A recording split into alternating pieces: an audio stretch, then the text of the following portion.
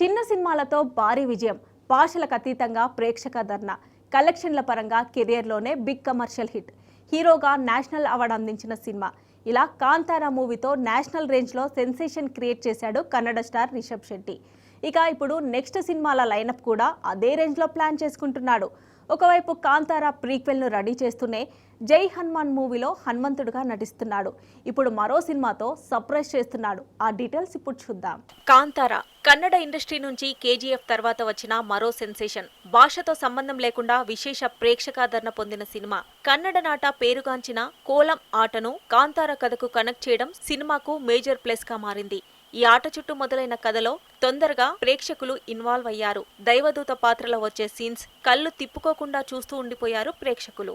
ఈ పాత్రలో అద్భుతంగా నటించి విజువల్ ప్రజెంటేషన్ లో కూడా దర్శకుడుగా హీరో రిషబ్ శెట్టికి 100కి 100 మార్కులు వేశారు ప్రేక్షకులు. అంతేకాదు నేషనల్ అవార్డును కూడా అందుకున్నాడు.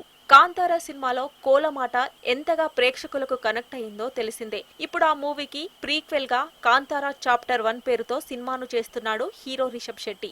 ఈ సినిమాలో కేరళలో ఫేమస్ అయిన కలరిపై అట్టు కత్తి యుద్ధాన్ని స్పెషల్ గా చూపించబోతున్నాడని సమాచారం. ఈ మూవీ వచ్చే ఏడాది అక్టోబర్ 2న రిలీజ్ కాబోతుంది. ఇక ఈ సినిమాతో పాటు రిషబ్ శెట్టి నటిస్తున్న ఒక్కో సినిమా ఇండస్ట్రీలో హాట్ టాపిక్ గా మారుతోంది. డైరెక్టర్ ప్రశాంత్ వర్మ తెరకెక్కిస్తున్న జై హనుమాన్ సినిమాలో హనుమంతుడిగా నటిస్తున్నాడు రిషబ్ శెట్టి.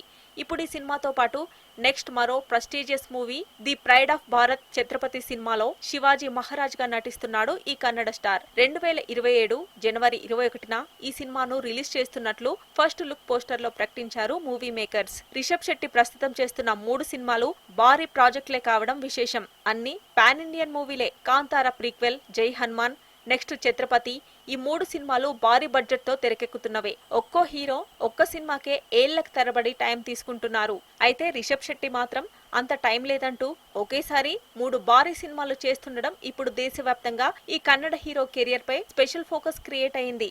మరి ఈ 3 సినిమాలతో రిషబ్ ఏ రేంజ్ సక్సెస్ అందుకుంటాడో చూడాలి.